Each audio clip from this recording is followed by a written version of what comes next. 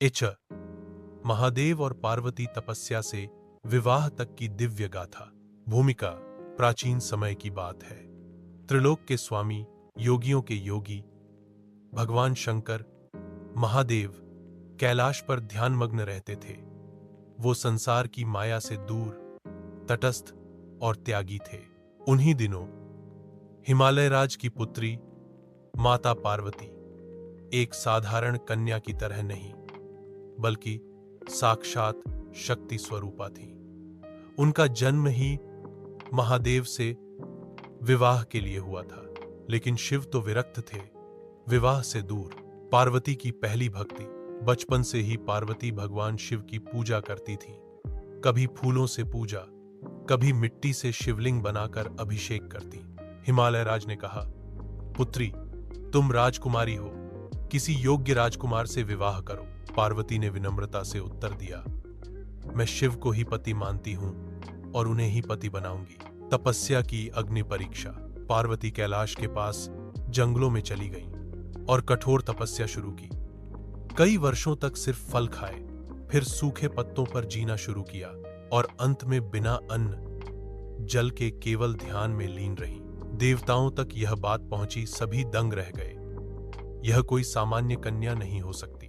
जैद उन्होंने कामदेव का परीक्षण। देवताओं ने सोचा महादेव को जगाना होगा। उन्होंने कामदेव को भेजा ताकि वो शिव को मोह में बांध सके। कामदेव ने जैसे ही अपना पुष्पबाण चलाया, महादेव की ध्यान मुद्रा टूटी और उनकी तीसरी आंख खुल गई। एक अग्नि लहर में कामदेव भस्म हो गया। सब डर गए, लेकिन पार्वती तब भी वहीं खड़ी रही, निर्भय, निश्चल, समर्पित। शिव का हृदय परिवर्तन। शिव ने पार्वती से पूछा, तुम्हें क्या चाहिए? कन्या पार्वती ने विनम्रता से कहा, मैं स्वयं आपकी अर्धांगिनी बनने की इच्छा रखती हूं। आपके बिना मेरी शक्ति अधूरी है। शिव मुस्कुराए। वर्षों की तपस्या, श्रद्धा और प्रेम से उनका हृदय पिघल गया। उन्होंने पार्वती को सच्चे प्रेम, भक्ति और शक्ति का रूप माना। मैट शिव पार्वती विवाह। विवाह की तैयारियां स्वर्ग और पृथ्वी दोनों जगह हुई।